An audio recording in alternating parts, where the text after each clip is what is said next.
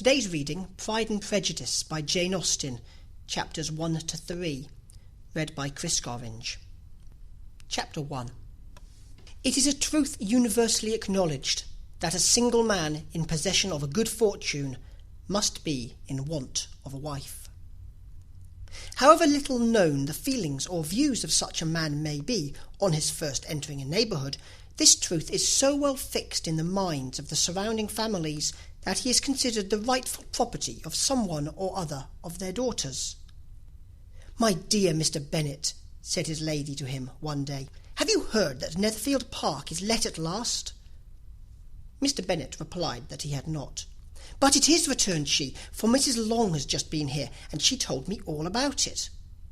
Mr. Bennet made no answer. "Do you not want to know who has taken it?" cried his wife impatiently. "You want to tell me, and I have no objection to hearing it." This was invitation enough. "Why, my dear, you must know.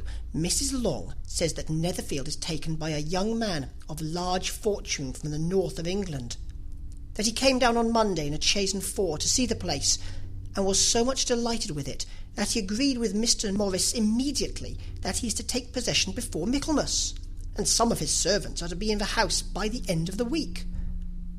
"What is his name?" "Bingley."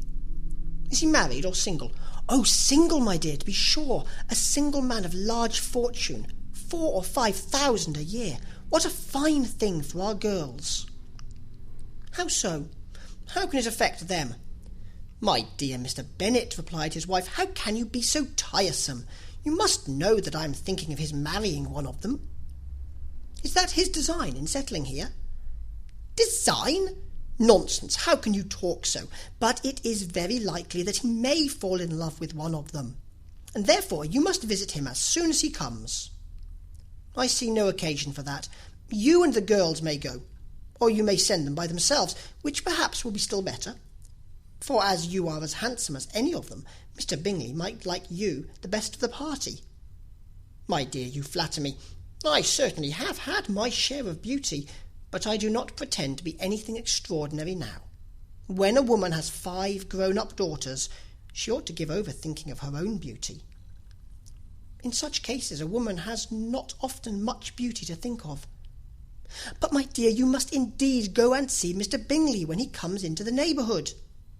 It is more than I engage for, I assure you." "But consider your daughters. Only think what an establishment it would be for one of them. Sir William and Lady Lucas are determined to go, merely on that account, for in general, you know, they visit no newcomers. Indeed, you must go, for it will be impossible for us to visit him if you do not."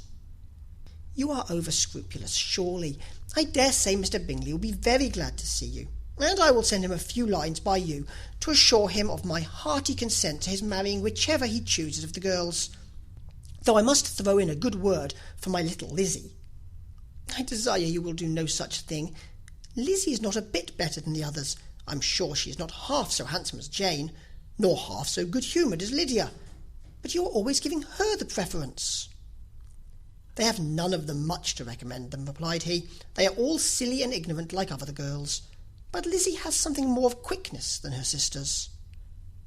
"Mr. Bennet, how can you abuse your own children in such a way?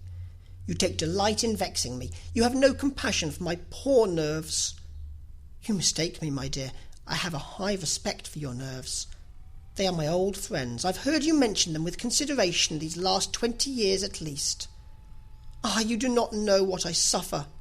But I hope you will get over it, and live to see many young men of 4,000 a year come into the neighbourhood. It will be no use to us if 20 such should come, since you will not visit them. Depend upon it, my dear, that when there are 20, I will visit them all." Mr. Bennet was so odd a mixture of quick parts, sarcastic humour, reserve, and caprice, that the experience of 23 years had been insufficient to make his wife understand his character. Her mind was less difficult to develop. She was a woman of mean understanding, little information, and uncertain temper. When she was discontented, she fancied herself nervous. The business of her life was to get her daughters married. Its solace was visiting and news.